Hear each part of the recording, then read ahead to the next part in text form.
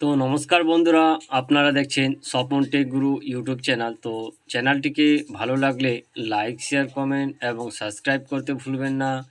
আর এরকম লেটেস্ট এবং নিত্য নতুন লেটেস্ট আপডেট পেতে আমার চ্যানেলটিকে সাবস্ক্রাইব করুন আর বন্ধুদের মাঝে শেয়ার করুন। তো আজকের যে টপিকটি হচ্ছে বাংলা সহায়তা কেন্দ্র বা বিএসকে এর এজেন্ট আইডি কীভাবে রেজিস্ট্রেশন করবেন এবং বিএসকে রেজিস্ট্রেশন করার পরে বাংলা সহায়তা কেন্দ্রের যে বিভিন্ন রকমের কাজগুলো রয়েছে আপনারা কিভাবে করবেন আপনাদের আইডির মাধ্যমে। তো চলুন এবার আপনাদেরকে দেখে দিই যে কিভাবে আপনারা আপনাদের যে বিএসকে আইডি রেজিস্ট্রেশন করবে তার সম্পূর্ণ প্রসেস এই ভিডিওর মাধ্যমে। তো ভিডিওটি স্কিপ করলে আপনারা বুঝতে পারবেন না, তাহলে ভিডিওটি সম্পূর্ণরূপে দেখুন। তো চলুন এবার আপনাদেরকে দেখে দিই। আপনারা আপনাদের ক্রোম ব্রাউজারে গিয়ে সিলেক্ট করে নেবেন। তো আমি আমার ক্রোম ব্রাউজার এবার আপনাদেরকে সিলেক্ট করে দেখিয়ে দেবো। তো আমি আমার এখান থেকে ড্যাশবোর্ডে চলে আসলাম। তো ড্যাশবোর্ডে আসার পরে আমি প্রথমে ক্রোম ব্রাউজার সিলেক্ট করে নেব। তো এখানে আমি দেখতে পাচ্ছেন যে ক্রোম ব্রাউজার সিলেক্ট করলাম এবং ক্রোম ব্রাউজার সিলেক্ট করার পরে এখানে টাইপ করব bsk.wv.gov.in এখানে সার্চ করে নেব। সার্চ করার পরে এরকম ইন্টারফেসটি দেখতে পারবেন। তো এখান থেকে ইন্টারফেসটি এরকম দেখার পরে এখানে অনেকগুলো অপশান দেখতে পারবেন। তো সব থেকে লাস্টে আপনারা দেখতে পারবেন সিটিজেনশিপ লগইন। তো এই সিটিজেনশিপ লগইনের উপরে আপনারা ক্লিক করবেন।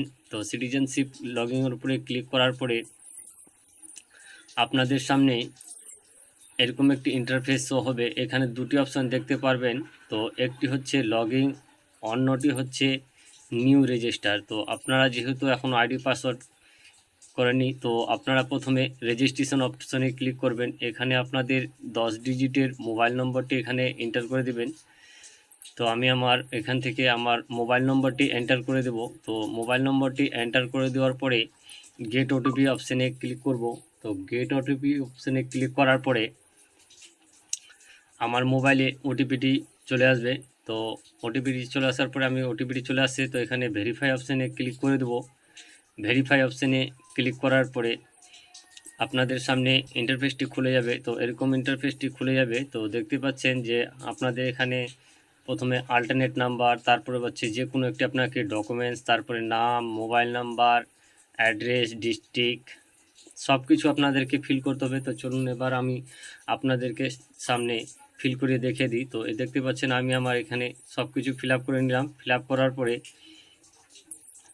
দেখতেই পাচ্ছেন এখানে আমি পাসওয়ার্ড দিয়ে দিলাম।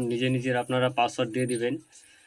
দেওয়ার পরে আপনাদের সাবমিট অপশানে ক্লিক করে নেবেন। তো যেহেতু আমার রেজিস্টার করা আছে, তো দেখতে পাচ্ছেন এখানে লেখা আছে অলরেডি রেজিস্টার। তো আমি রেজিস্টার হওয়ার পরে আপনারা প্রথমে আপনাদের যে মোবাইল নম্বর রয়েছে সেই মোবাইল নম্বরে আবার ব্যাক করে আবার আপনাদের যে লগইন অপশানে ক্লিক করে দেবেন। এখানে আপনাদের আইডি হবে, আপনার মোবাইল নম্বর এবং পাসওয়ার্ড আপনাদের যেটি রয়েছে সেই পাসওয়ার্ডটি লাগবে। তো সেখানে আমি আমার যে গেট ওটিপি অপশানে চলে আসে, তো ওটিপি অপশানে ক্লিক করার পরে এখানে লগইন করে দিলাম।